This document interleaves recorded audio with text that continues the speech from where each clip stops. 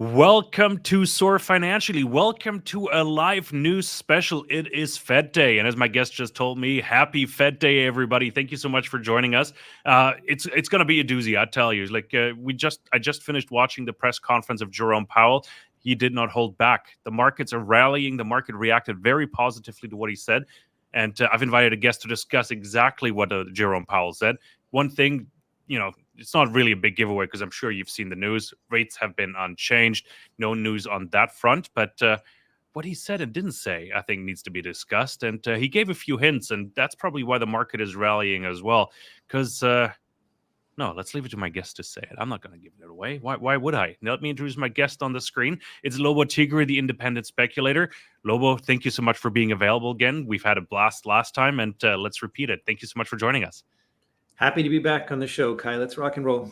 Rock and roll, lock and load. And before we dive into the discussion here, Lobo, and I'm going to get your feedback on Jerome Powell's press conference and also press release here from the FOMC. Just a quick reminder, we do have a chat section here on YouTube and also on Twitter and X. So if you have any questions for us, primarily for Lobo, obviously, please put those in the chat. And we do want to hear from you. Let us know if the audio is fine, if you can hear us. Live feeds, live interviews always are a bit tricky. So please let us know so that we can improve things that are within the realm of possibility, of course. So thanks for that. And oh, by the way, if you haven't done so, smash that subscribe button as well. Leave a like, leave a comment. And that's it from my end. That end of message here. Lobo, let's start with a general question. Let's summarize the Fed meeting. What were your main takeaways? So in some ways, this was exactly as expected. We got no rate hike. That was almost 100% priced in. We've got, importantly, the dot plot. I say importantly, I kind of want to put it in air quotes. The dot plot didn't change for this year. It did change for the next 2 years. But let's stick with this year. I think that's why we're getting the market response that we're getting. There was an expectation, not expectation, there was a fear that because of stickier than expected inflation, and because there's not that much time left in this year, an election year, by the way, where if you're doing rate cuts or hikes or anything to policy during the heat of the election, that could be perceived as partisan. So there's not a lot of time left for Fed to implement policy changes, if any. And I think there was an increasing fear that the Fed was going to take the punch bowl away, and that being rate cuts. Fewer rate cuts bad, according to Wall Street. And so the three cuts remained in the dot plot, and there was much rejoicing. Now, even that wasn't really a surprise. It was more like a fear or a nagging doubt. But the fact that it stayed in despite the stickier inflation, I think, was greatly reassuring. And then there's the Fed statement comes out, the FOMC release comes out, the dot plot comes out, and there's a market reaction. But as so often happens, the major fireworks come when Powell opens his mouth, right? Exercises the jawbone. And here, what's really striking, and this falls in the, to be expected and yet somehow different category, in that I think pretty much everything he said was to be expected. He's stuck by, we get 2%. We're not giving up on 2%. We have a lot of work to do. It's still higher, blah, blah, blah. All those things were in there. But if you notice, the very first thing that came out of his mouth, the first sentence was, we remain focused on our dual mandate. That's bringing the job side, the employment side, not just the inflation target into it.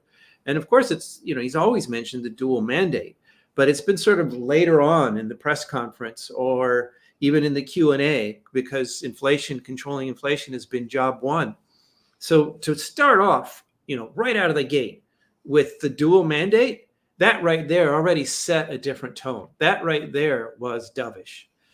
And then if you think about it, it was interesting, because even before he went on, I saw some of the talking heads of financial media saying, well, wow, the three rate cuts, even though we've got this sticky inflation and robust economy and great employment market, this seems to be contradictory. And I hope somebody asks them.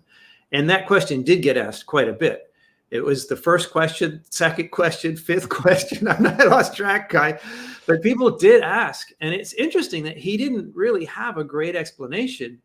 He just said, those are our expectations. We have work to do, but we still think it'll be appropriate. And here's the other kicker. Like the beginning kicker was dual mandate. The second kicker was it'll be appropriate for them to taper off QT. Never mind just the 3 rate cuts, but it'll also be appropriate for them to dial back the balance sheet reduction soon. What does that mean? People even asked him that. What does that mean? Soon. He says, it means soon. And he got a good laugh of that, but it doesn't really answer the question. So these things are, in a way, to be expected, but in a way, it's not like he said something that was, we're giving up on inflation, we're moving the goalpost. There was no official acknowledgement of that. But the net of it is, higher inflation, but we're going to cut anyway. Higher inflation, booming economy supposedly, but we're going to stop or slow down. Sorry, not stop. We're going to slow down our QT.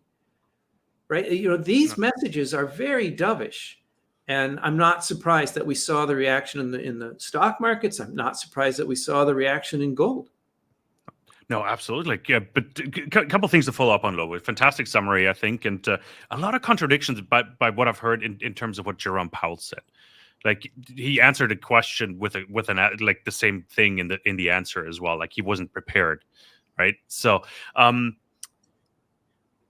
priced in is, I think, one thing I wrote down as well. Like the market, you mentioned the market must have priced that in. I think based on the reactions, the market is absolutely euphoric now, and it's priced in a little bit, but not really expected Powell to be as dovish as he was. Is that a fair summary of what you said? Because I'm looking at the markets and gold prices rally. I think there was a fear there that the 3 cuts might go to 2, and it would still be cuts, but it would be less easy. And Mr. Market loves that financial heroin addict loves easy money. And so if you're going to reduce the dose even a bit, that would have been bad news. And there was this sort of flinching, not expectation, but fear that might come. And taking that fear away, we're back to the same dose. Then that was greeted with euphoria. We'll see what happens tomorrow as it sinks in, because actually what we really got is the status quo in terms of this year's dots. And the next year's dots, the next 2 years' dots are higher. Not a lot, a little bit higher. So the Fed is still saying higher for longer. And that's it's like I'm looking at the dot plot right now. Like Yahoo Finance has put something out here as well. Maybe I can actually share my screen. You know what? Let's make this interactive. This is a live thing. Let's try this out. I hope I'm not oversharing here. Don't disconnect this. Chrome. Oh, you can actually put the Chrome tabs you want to share as well. There you go. Look at that. Okay, perfect. I hope everybody can see that. Let me just make that a little. Okay. Can I open that in a new tab? See, I should have practiced this before, but my point is, and I hope people can see it, like this is the dot plot for 2024. My point is everything's moved up a little bit. So the higher for longer, right? Like even if we do see rate cuts, it's not going to be as drastic as maybe predicted earlier in December 2023. That's my point. Like in the economic revisions that they've announced in conjunction with the FOMC statement there, sort of point to that, right? Things have moved up a little, but if you look at the fat line in the middle, there's more dots there. So like the median dot stayed at 3 cuts this year. So even though there's been a slight upward shift, it hasn't changed the median dot. Whereas if you look at the next 2 years, there's a lot more dots higher up. Yeah. So that's the Fed acknowledging.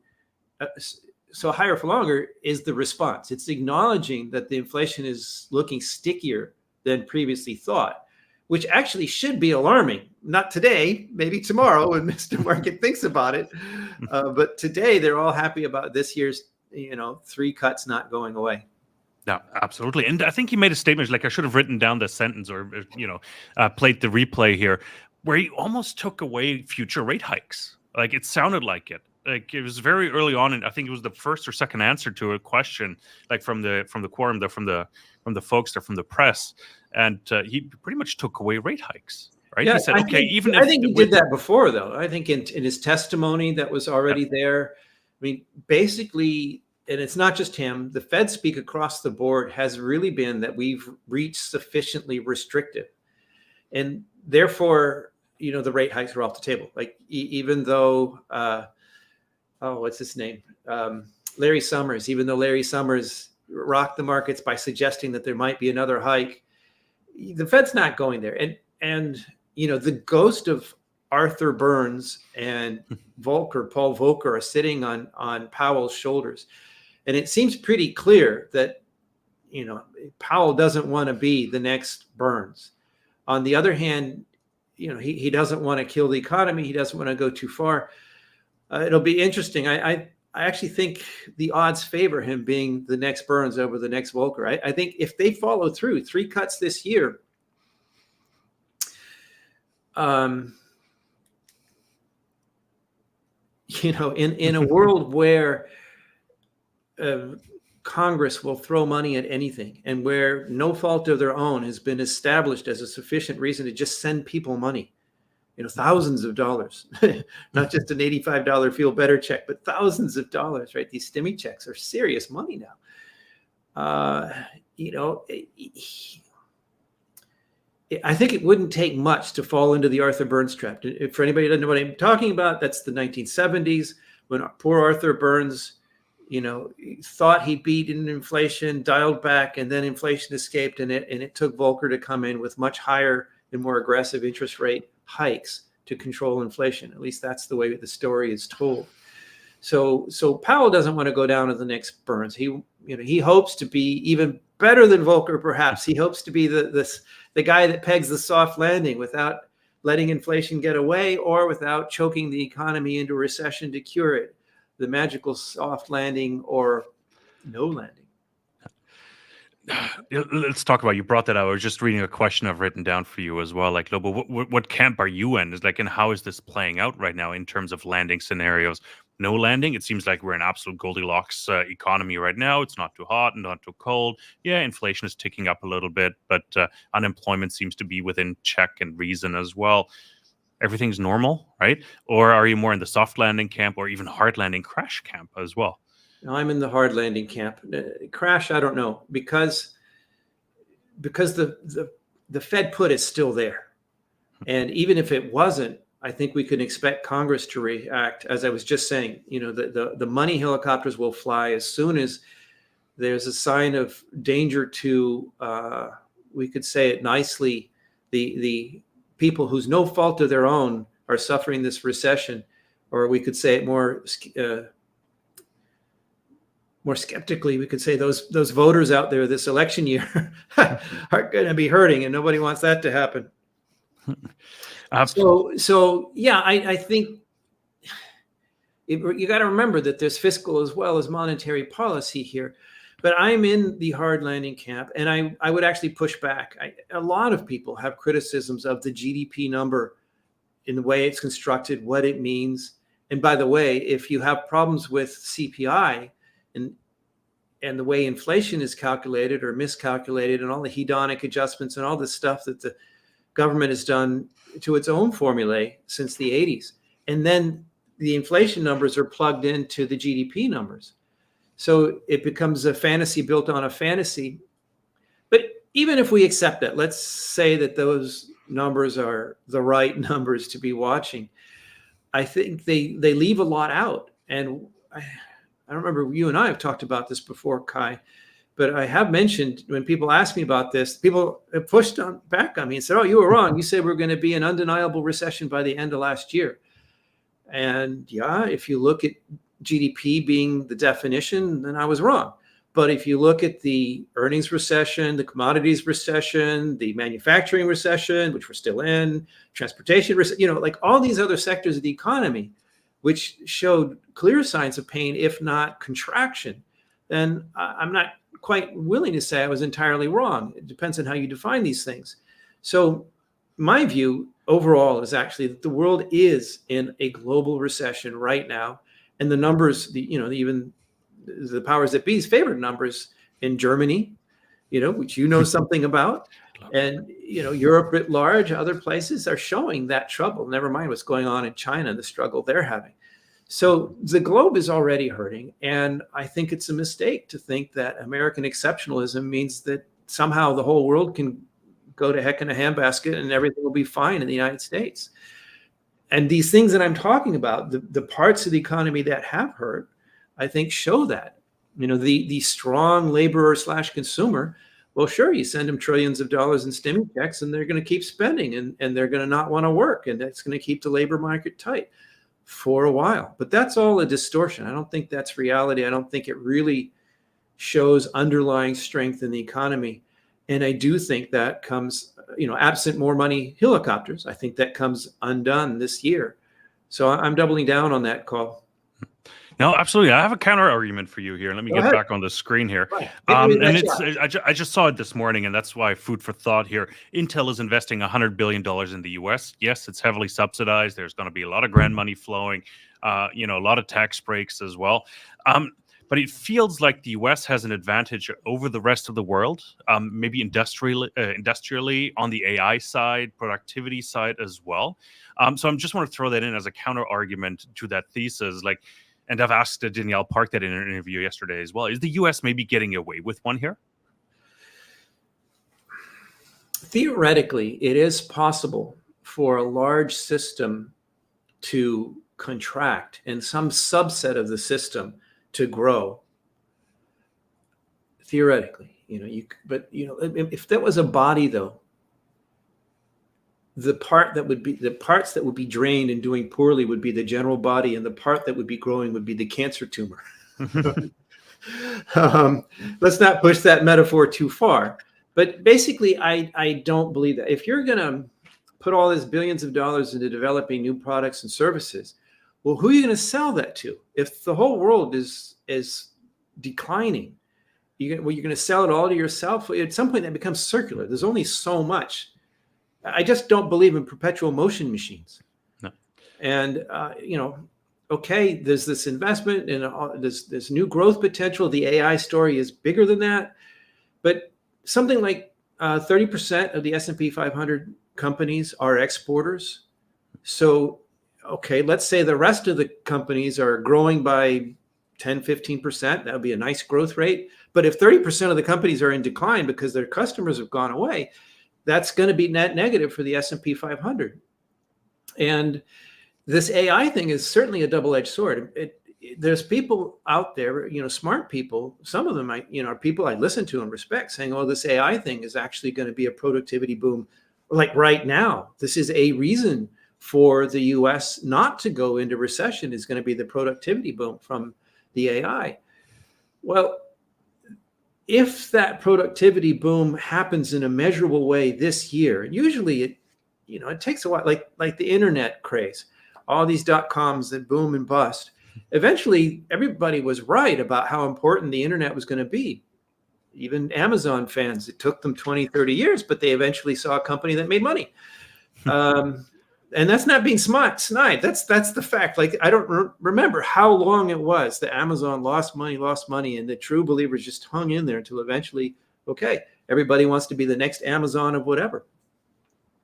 But back to the AI thing, I believe in creative destruction. That doesn't mean I favor destruction. I'm just saying, as an economic observer of an Austrian bent, progress destroys old ways of doing things, destroys old jobs while it brings in more productivity, more creation. So the job destruction is not just inevitable or imminent. That is happening now. And it's not even happening now. It started last year. There are swaths of jobs that no longer exist. And that's in advance of the general GPT technology being written into apps that are industry specific. So I think that at the very least, it's premature. That's the very least. But all these hundreds of billions that are going into investment, the CHIPS Act, all this stuff, these things take years to get appropriated, to get built. The payoff for what Intel is doing is years down the road. The jobs being lost are already happening. So I don't see that as a get out of jail free card. Now, I'm not saying that the whole world is necessarily going up in flames. I don't have a crystal ball, but at the very least, I think it pays to be cautious here, Kai. No, absolutely. Because I Googled a bit, GDP per hour worked as a measure of labor productivity, because GDP and productivity are closely linked, and AI could be that massive productivity revolution in parts, which is also going to leave a lot of people behind. right? Well, So right. that's a bit, like UBI is a thing we could discuss in that regard. But I don't want to get too far down that rabbit hole, Lobo. Just like sorry, but suppose you see growth in the economy but higher unemployment. Like suppose that AI revolution is so productive that we're actually wealthier as a society, but it means we have a permanently double or triple unemployment rate. Like right now, 5% globally would be considered an okay unemployment rate. We're considered lucky in the US to have less than that. Well, in a future world that's wealthier, more prosperous, is so prosperous, in fact, we can afford a 10 or 15% unemployment rate. You know, economically, you could call that a win. But for those 10 or 15% of the people not working, you know, that's not going to look like a win. It goes against the Fed's mandate as well, right? That's right. It's one of those mandates. Absolutely. Great segue back to the Fed, actually, because I have a couple more questions in that regard.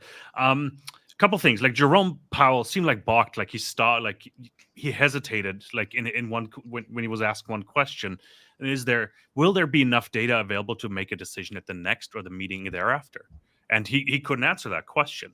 Like, I'm not sure if he wouldn't he. I thought he totally dodged that. And okay, this is a little bit reading the tea leaves, Kai, but my sense was that in general, he was. I forget which city has the Dodgers. Is it the LA Dodgers? Like he seemed like the captain of the Dodgers team.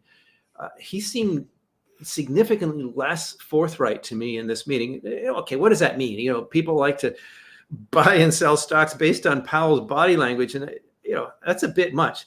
But you can't help but notice some of these things. There's some where he just comes across as credible, focused. You know, here's what we're doing. Here's why. Here's the agenda, and whether you agree or disagree, at least it makes sense.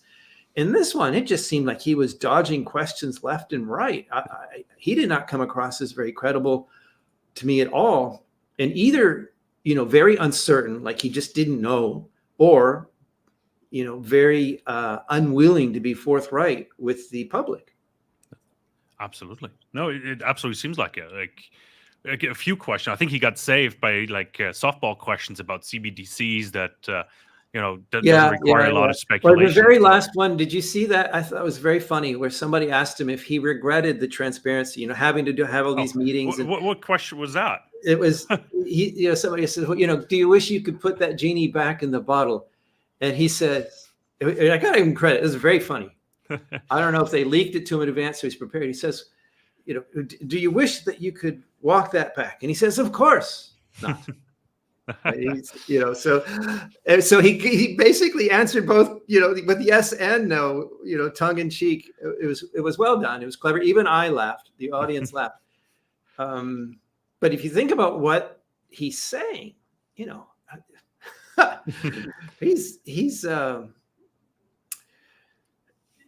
he dodged. He didn't answer the question. You know, he answered it yes and no. What kind of answer was that? I don't think he expected that one, because it's like, okay, what does that have to do with our Fed funds right here, right? Yeah, that was my speculation on that part. If he didn't, he gets props for being a good stand-up comic. I mean, that was a quick comeback. Exactly. No, because I was watching it as well. Like, okay, what is he going to say now that I can use in this conversation here? Of course. And one thing I can use is confidence. Or actually, he said two more things. Like, I wanted to touch on two things. Confidence, of course, is one. During the congressional hearing, he's been saying, well, we're not far from receiving that confidence. Now, he actually said in one of the answers of the journalists here that the confidence has been pushed back a little bit. Like, the confidence has been weakened by higher, I think it was PCE numbers. He was kind of mealy mouth. I remember that. Excuse me. I remember that question. He didn't say it had been that they had lost confidence, but he said it certainly didn't help. Yeah. Right? So that's something like, exactly, right? Paraphrasing a little bit, but yeah. So. And yet they stuck with 3 cuts for this year with only so many meetings to go. So it'll be interesting to see how that plays out. So I guess, sorry, in that vein, though, he did still stick with the happy interpretation.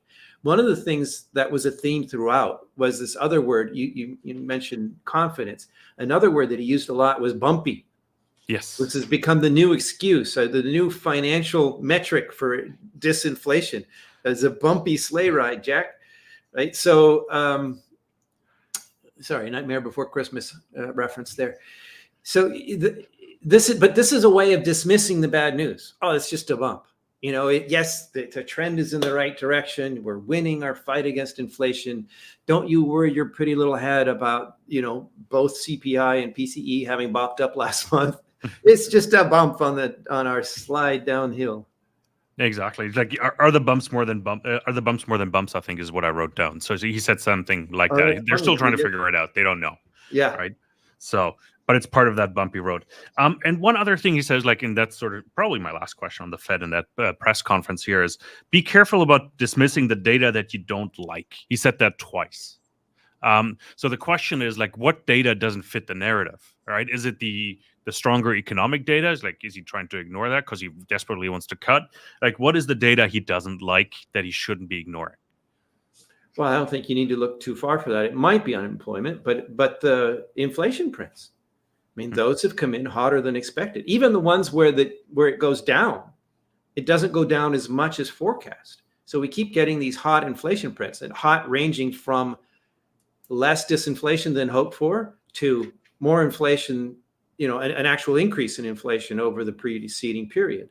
So if, that's, to be fair, that's not entirely unexpected.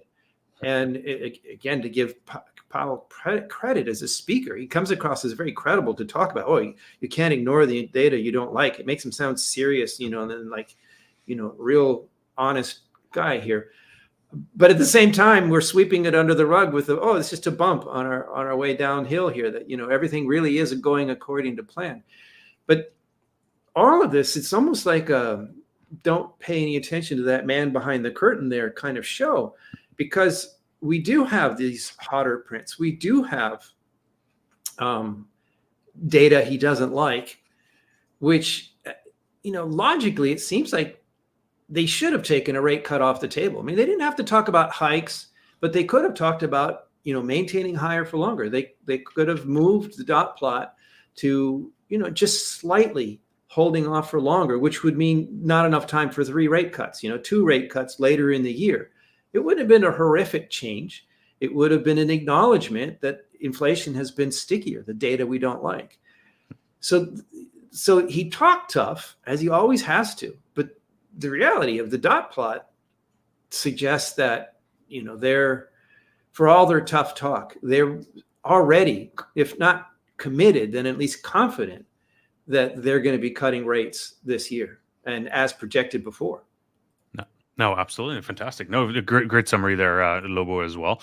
And I'm trying to think. I have one very last question, and I've asked that in a few interviews lately as well. And I kind of like that question: is what school grade would you give Jerome Powell and the Fed for their work recently? Well, there's a couple different schools you could give it to as a and I don't mean the Waldorf one, or so the singing and clapping and dancing. I'm Great, not but dodging the question. I'll answer it. As a hardcore free marketeer, I'd give him an F, but I would have given that to Yellen and Bernanke. I would have given that to Greenspan, even. If you are of the school that his job is not to be honest with the public, his job is to steer the ship of state, or help the powers that be to steer the ship of state, to avoid a panic and a bigger crisis than necessary, to thread the needle, not necessarily do what they say they're going to do or what they say they're supposed to do. And again, not to be honest, but to massage public expectations, keep people from panicking, keep the ship from sinking. You might give them a B plus, or verging on an A minus. It's hard for me to give anybody an A. Just a grumpy old professor. But from that perspective, if you think it's his job to keep the economy from blowing up and melting down, there's an argument to be made there that that he's managed that. Particularly assuming that the COVID situation was a surprise to the powers that be. That's quite a curveball to be thrown to a sitting chair with not anything like that on his agenda to have to deal with. So, from the mainstream perspective, I understand why he looks like a pretty competent bureaucrat. No, absolutely. Okay. No, I actually tend to agree with that, Sam, because like he's predicted quite a few things that came true. Like I think, right? So tough one. I'm bringing back a chart. Like I'm bringing back a tab here, and I want to do a little forecasting with you, Lobo, and as well. We got the next FOMC meeting here in 41 days. It's right before our Deutsche Goldmesse, by the way, May 3rd and 4th. So we got lots to talk about. Maybe we'll do this live in Frankfurt. I'm not sure when you're getting in. We can chat about this later, Lobo. But forecasting. I think the numbers have changed a little bit. 10% roughly or 9% expect a rate cut at the next meeting, which would be May 1st. And let's look at the June number. June 12th would be the one after that. Sorry, that one. 68% expect to have at least a 25 basis point lower rate. Do you agree with that? With the forecast, do you agree with the market there, Lobo? Yeah, I think that actually makes sense. Given where we are, and given what the FOMC just said, like they're still saying 3 cuts this year, so they have to start some point. If they're not starting by June, I mean, I guess you can load it on the back end of the year, but then that starts looking like election interference, right? If you pack all these rate cuts during those final months, and suddenly the economy, goes turbocharged, or at least the markets get happy and people feel the wealth effect, that could be seen as trying to interfere in the election. Powell keeps saying, "Oh, we're going to do what we're going to do. We don't look at that at all." But of course, they have to be aware that that's the perception of their impartiality would be at risk. So I was going to say, like, how much longer can you ignore your boss? Like he was asked about letters from Warren. So, and he's like, we respectfully respond to those letters, but pretty much we're ignoring them, right? So, but how much longer can you ignore your boss? But he has a term. So I would argue that Warren is not his boss. And I thought that was actually, given that he is a political beast, we're getting off the point. But I thought it was great that basically he told Warren to take a long walk off a short pier. Climate change is not the Fed's job. And interest rates are not a climate change battling tool. So I think he's right about that. And he was right to tell Warren to buzz off. But Warren is not his boss. Collectively, the Congress, has to approve the next chair. But his term is not up for 2 years. So even these people who are saying that Trump doesn't like him anymore and his job's at risk. Well, yeah, but not for a couple years. I'm not sure what it takes to fire a Fed chair if you have to get caught, taking that last crumb of gold out of Fort Knox or something in his pocket. I was going to say silverware, but you're awfully close there as well. So something like that. I don't know what it would take. But pissing off a couple senators isn't going to do it. And good on him for doing that. But back to your chart. So I think given the stickiness that we've seen in inflation for more than a couple months now, I think it makes sense for there to be very low odds for a rate cut in the next meeting. But that does leave us with little time for those rate cuts the Fed is still saying they expect. So the higher odds in June make sense as well. Like one more question popped up actually today. I was out for a walk. Is a rate cut always 25 basis points? That seems to be the assumption by the market in general. Yes. It feels like right. Yes, that's the implication. But remember the rate hikes. There were the larger 50-point hikes and there were the jumbo 75-point hikes. They can do that in reverse. There's no law that says that a cut or a hike has to be a certain number of basis points, but there is a consequence to doing anything outsized. If they were to say go with a 50-point cut suddenly or something big, that would communicate emergency. The only reason you would do that wouldn't be, we're adjusting our policy, we're fine-tuning things. That would not be a we're in control message. That would be a holy beep, something happened, we got to respond. The banking crisis comes back with a gusto, or some other unintended consequence comes in and bites them on the posterior. That's, and I think I can't tell you which cycle it was, but I think we have seen, 50, 75 or larger cuts, like in an emergency situation where they just chop it. Sorry, absolutely. I just turned my mic off because I had to rasper here real quick. Okay, fantastic. I think we can put that to rest. I have, of course, a lot more questions here. Lobo, a few questions that came in from the audience as well that we should go through. Yeah, let me just. Absolutely. No, there's some good ones in here. We touched on the AI topic. I'm going to bring this one up. I forgot to squeeze it in earlier because the conversation moved on. But what impact would AI have on energy use? I think that's an interesting one. So yeah. Okay. So first and foremost, I'm not an IT engineer. I'm not a power grid engineer. So, I'm not a technical person to answer this. But I am an observer of markets and history in general, and hype always seems to exaggerate anything that's the flavor of the day, and AI is certainly the flavor of the day. Now, I do understand from listening to some of the presentations of the chip makers and so on that, and Altman and some of these others, the amount of energy consumed searching for something on Google, when's the next Fed meeting, right? It's X amount of energy, not very much. The asking a chat or one of these large language models the same question, and the amount of searching that it does and thinking about it does, processing it does to answer the question is not just an order of magnitude greater. It's like an order of a magnitude greater. It's a huge increase in energy. So I understand why the question is there. On the other hand, we just had NVIDIA come out yesterday talking about their new AI chip, which is like a 20-fold efficiency increase in energy use. So I see this as being something that, of course, it's going to use more energy over time. Even if they make more efficient chips, they're making more of those chips. It's going in more things.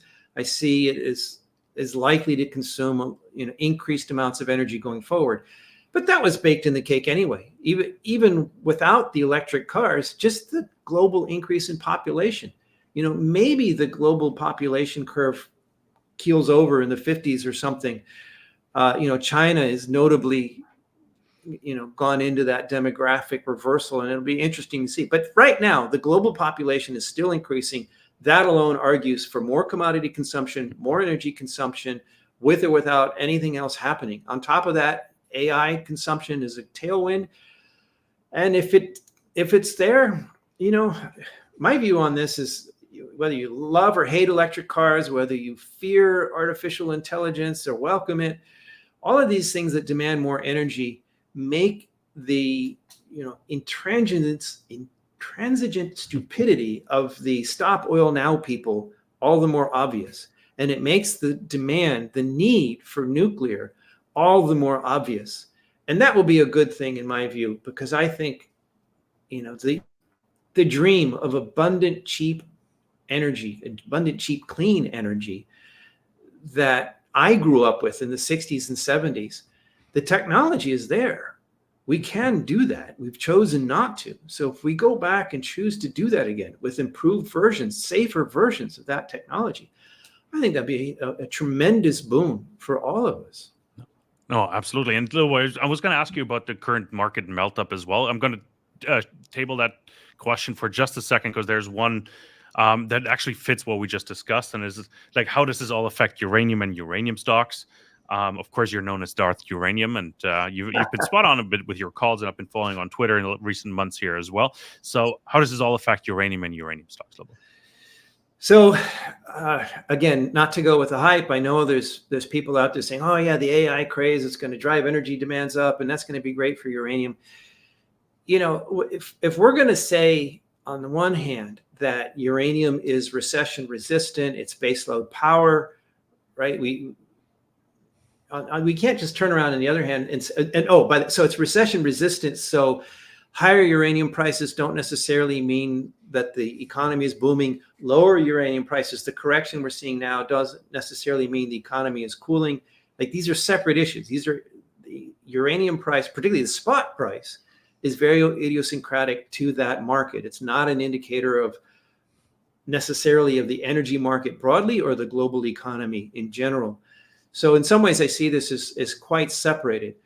The good news is that, if the AI craze fizzles or the electric cars go away, that was a potential tailwind that goes away. It leaves the uranium story the way it was. We're still fine. And if these things do create more demand that can only be met with nuclear, then that's more upside that's not already in the model. So I see these questions as, difficult for me as a non-expert to answer, But if the answer is yes, it's more upside for my uranium speculations. And if the answer is no, it doesn't take anything away. So I'm not worried about it. It's just pure upside for me.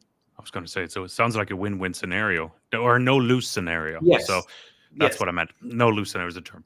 Fantastic. Lobo, I warned you I was going to ask you about, the current market melt-up phase. Like, where do you see the S&P 500, for example, going? It's just another record high. Sajid Khan asked the question, like, is a market correction near? And what does that even mean? Like, what could trigger a market correction here? Remember, in a world where Powell and the Fed have trained the markets to expect the Fed put to treat bad news as good news for years now, any sensible person looks at the terrible news on Main Street and sees Wall Street taking off and shakes their head like, how can Wall Street and Main Street keep going in different directions without the map ripping at some point?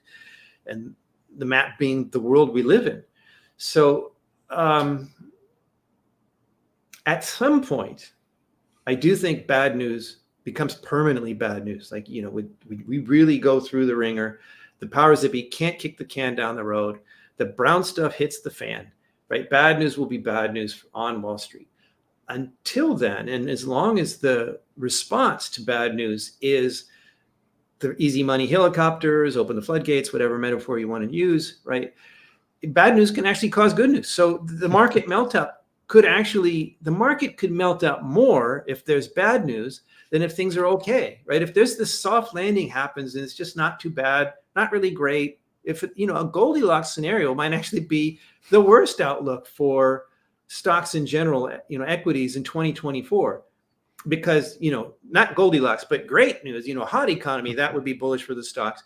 And if bad news is good news, well, the money helicopters are coming. Well, that could be great news for stocks. So Goldilocks could actually be the worst outcome for the markets in general. I don't know which way it is going to go, but Goldilocks just right. It always seems like the least likely choice. Or let me put it this way.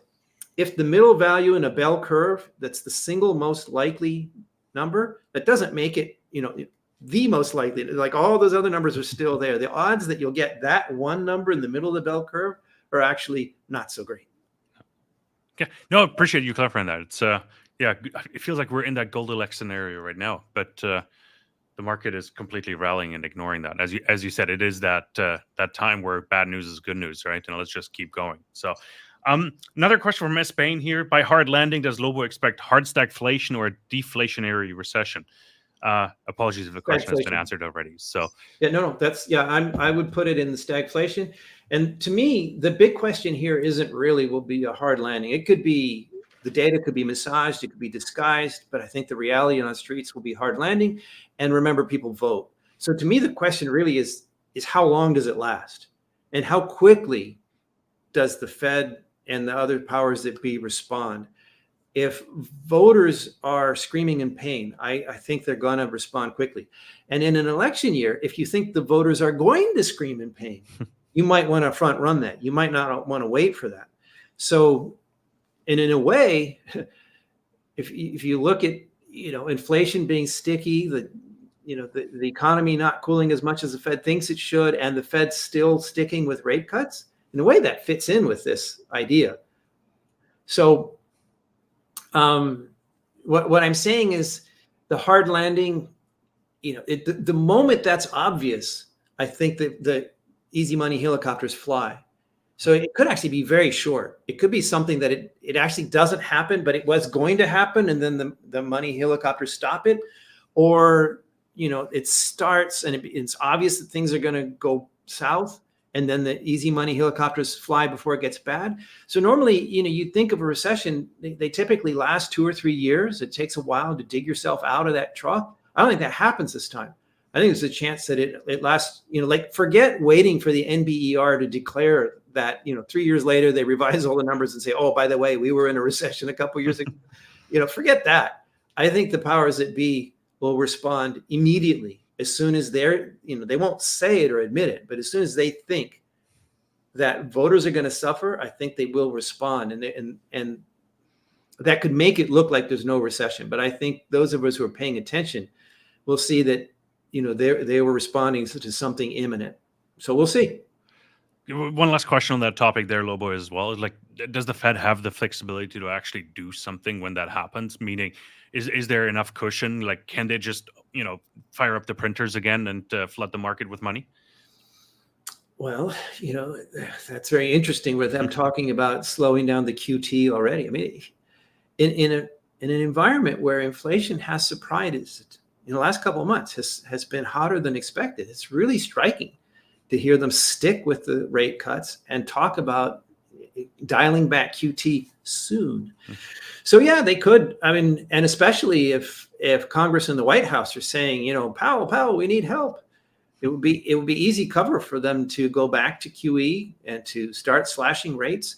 Remember, they are appointed, but once they're in there, they can make their own decisions. The Fed doesn't even have to wait for the next meeting. They have the power. They have the statutory authority to, in between meetings, have an emergency and drop rates 1% like that. So, you can quibble about whether or not that actually counts as printing money or not. Well, these days we don't even print the stuff anymore. It's all electronic ghost anyway. Sort of fits the CBDC question at the end. Yeah. So, the bottom line is you increase liquidity. And, I think many people have seen that chart. You overlay general liquidity with the S&P 500, and it's like a 90% correlation. No, fantastic. All right, Lobo, we got to talk commodities as well. Gold just hit an all-time high again. What is it right now? Hold on. Trading Economics says 2184.26. Probably that's just what I'm seeing here. Like, I don't have real time, but that looks pretty realistic. So, of course, all-time high. I have one question in here that I want to bring up, and it is, why is gold going up? And then let me see. If lower rates, there we go. If lower rates cause the gold price to rise, what happens when inflation comes back? Right? So, like, why is gold even rising together with the main markets and the US dollar today? Well, this is one of those knots that needs some untangling. I wish I could show up like Alexander and just cut the knot in half and be done with it, but that doesn't seem to work in the modern world. So if you pull back and look at history and look at the big picture, or you look at just the history of gold as a free to trade currency, as in from August 1971, when Tricky Dick Nixon slammed the gold window on Charles de Gaulle's fingers. The overall graph of the value of the dollar versus the gold dollar exchange ratio, aka price of gold, is a large X, which is what you would expect. The loss of purchasing power of the currency that gold is priced in primarily, the gold dollar exchange ratio, aka price of gold, goes up the more the dollar loses value. It's exactly what you'd expect. So big picture, gold is an inflation hedge. Gold is doing its job by retaining value when, imaginary currency units made up by governments lose their purchasing power. Oh, that's there. Meanwhile, short term, you've got, in the same way we've talked about investors being trained by the Fed to expect the Powell put and to take bad news as good news. Like, think about that. Bad news on Main Street should not be good news for companies that make shoes and computers and ice cream and services to sell to those people who are suffering bad news. So this is sort of like this with gold. There's been this long-standing nonsense argument about, gold is just a pet rock because it doesn't pay interest. And so if interest rates go up, that's supposed to be bad for gold. And if interest rates go down, that's supposed to be good for gold because it doesn't lose the competition so bad against instruments that pay interest. So, that's one explanation. But then on top of that, we've got the markets being forward-looking. And I don't just mean stock markets, gold itself. If you run a correlation with gold and CPI, it's pretty low. My friend David Lynn over at the David Lynn Report likes to push back on me on this. And he frequently shows in our interviews a graph of the gold price or the gold dollar exchange ratio, as I call it, versus the inflation rate. And it looks like there's no correlation at all. And the reason for that is that gold leads. When people get afraid about what's happening to the purchasing power of their money, they sell it and buy gold. So it tends to lead. And we saw this beautifully illustrated in 2020. Before inflation went to 9%, that's when gold hit its first new nominal all-time high since 2011. Gold led. And then by the, a couple of years later, we get inflation screaming up and gold is going sideways. So if you look at inflation going flat and gold going up, there's no correlation there. If you look at gold being flat and inflation going up, there's no correlation there.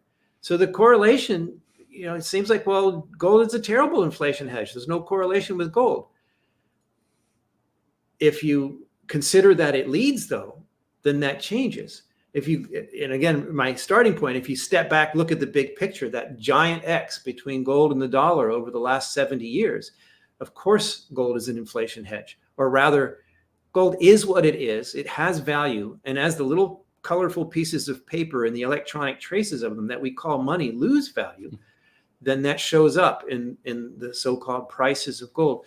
So, it doesn't make sense in the real world, but in, la la land on Wall Street, it makes sense. Oh, the Fed is cutting rates. That's good for gold. And by the way, there's some confabulation possible in here. Gold as a safe haven does well in recessions. The Fed tends to cut rates in recessions. So is it really the rate cutting and this idea that gold doesn't pay interest that's at work here? Or is it really just gold being a safe haven and doing well in recessions, which is when the Fed tends to cut rates? And so, it might not be the variable. It's sort of like people think, or they don't really think, but there's this myth that sunny weather causes parking tickets. Because in the rain, you don't get parking tickets. In the sun, you do. Well, it's because in the rain, the cops stay home. In the sun, they go out and they get parking tickets. So it's not the sun that's causing the parking tickets. It's the cop. And so, it might not be the rate cuts that are causing gold to go up. It might be the recession, which are sparking the rate cuts. So I don't know how long you want me to play Professor Wolf here. There's a lot of different threads to tease apart. So my takeaways from this would be, one, don't lose sight of that big picture. Just look at a 70-year chart of the value of the dollar versus the so-called price of gold. That giant X marks the spot you want to be in. Two, if we're looking at a rate cutting cycle, that's bullish for gold, and we're already at or near record nominal prices. So we're not going into a bullish scenario from gold from some cyclical multi-year low.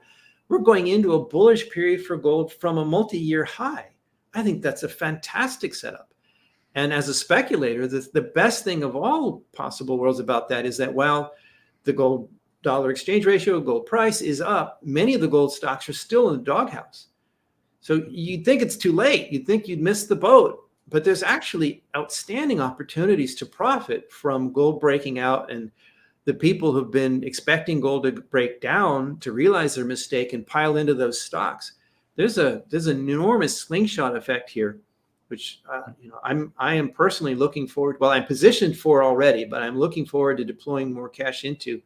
And just real quick point, I see this in uranium right now too, because you've got a great correction going on, which has put some of the stocks on sale. And I think uranium's going much higher this year as well. Absolutely. No, fantastic. Awesome. Lobo, that was really, really insightful there on gold. One question is sort of to the contrary, like where do you see a point where you would suggest selling gold? Well, actually, in the middle of last year, I put out a bearish call on gold. So I'm not a perma bull. It always has to go up forever. In the middle of last year, circumstances looked like the dollar would go up. The rate hiking was not done yet.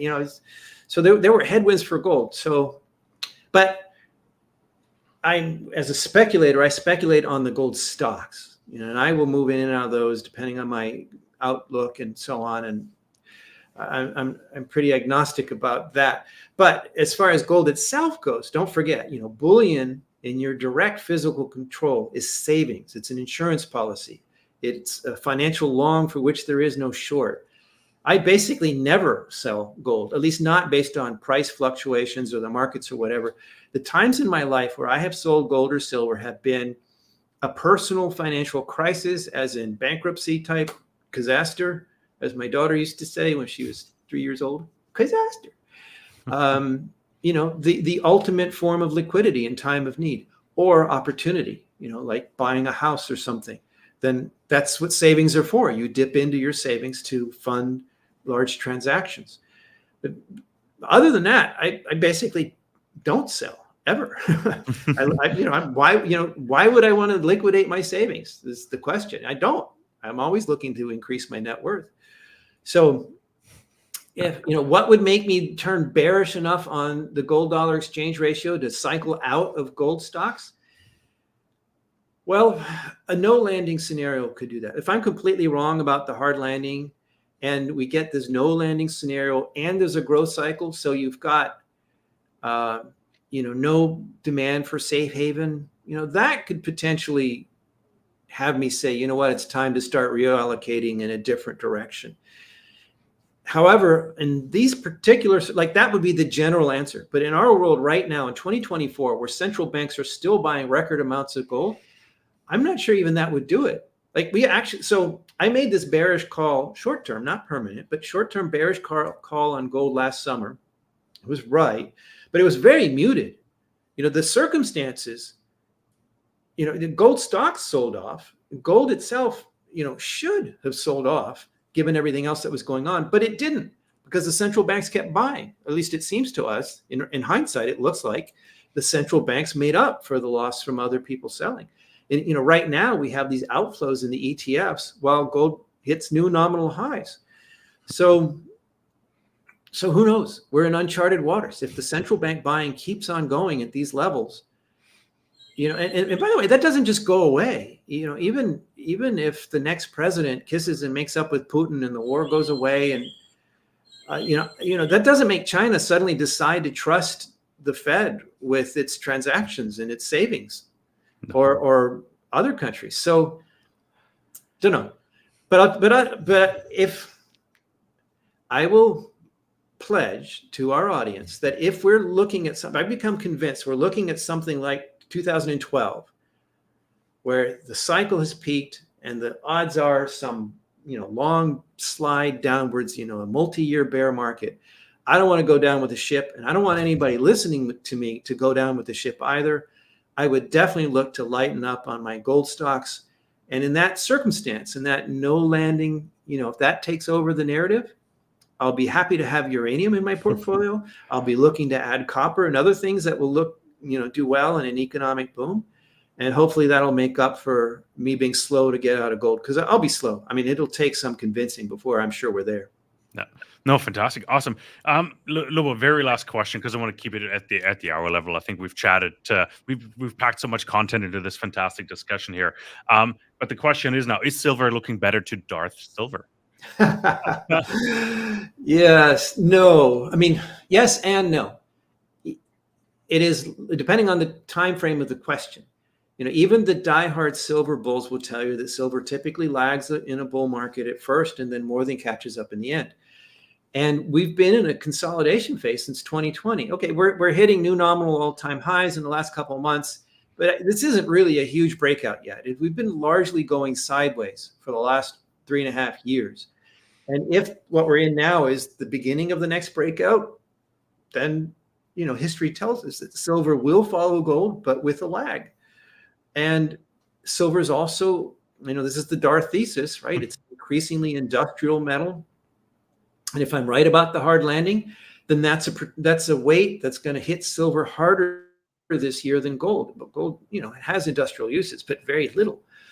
So silver is still money. Silver reacted very strongly to geopolitical news as a monetary metal. I thought it was, there's nothing good about what happened in Israel and is happening in Gaza now. But it did show that monetary metals plural, gold and silver, reacted to geopolitical tensions in a way that other industrial metals, even precious ones, rare ones, did not. And so this is very recent confirmation that silver is still a monetary metal. So yeah, I'm kind of giving you two answers here. I'm not sure how much that is helping, but I'm not in a hurry to buy more silver stocks right now. I think there'll be time to get on board if we see that that's happening. I'm mostly focused on the two yellow metals, gold and uranium right now. No, fantastic. One question, just because we've talked about it at length earlier, do you think AI will have any effect on silver? Well, copper first. And so, again, remember that part of the Darth Silver thesis is actually it makes silver a win-win metal, right? It wins as a monetary metal and it wins as an industrial metal, depending on the demand. So this will be another one of those tailwind questions, Kai. If it does, great. If it doesn't matter. The solar panels already are baking in a lot more silver demand in the cake, and it's also used in other electronics in different ways. That having been said, the direct answer to the question is yes. I think it is an additional plus side on the equation for demand for silver as an industrial metal. No, fantastic. Lobo, what a wonderful conversation. It's been exactly an hour. Can't believe it. Time just flew by. It was a blast. I hope everybody else had a blast, of course. Lobo, where can we find out more of your work? How can we follow you? I'm really enjoying this tradition. There's something exciting about talking about markets when they're moving, when Jay Powell has whacked the markets with his jawbone or propped them up. It's great fun. To answer the question, independentspeculator.com. The simple pitch here is please sign up for my free weekly newsletter. I promise I will not spam you with a flood of daily advertisements. Anything beyond that, read it, see if you like the way I think and work, and we'll see what happens. No, fantastic. Awesome. Lobo, again, super appreciative of your time. We got to talk in a second whether we're going to do this live in person in Frankfurt on May 1st. So we got to, compare calendars here. So let's do that. And everybody else, unbelievable. Really love this discussion. Second time we've done a live FET analysis here with Lobo Tiggre, the independent speculator. Let us know what you think of these discussions. Did we ask the right questions? Did you get something out of this? Leave a comment, leave a like. We're obviously doing this for you, the audience, to educate so you can understand what is happening. And as our motto is here on Soar Financially, we discuss the macro to understand the micro. Really appreciate you tuning in. My name's Kai Hoffman. I'm the EdJR Mining Guy on Twitter. Appreciate you watching. Thank you so much, especially also for all these questions. Thank you so much. We'll be back with lots more here on this channel. Thank you.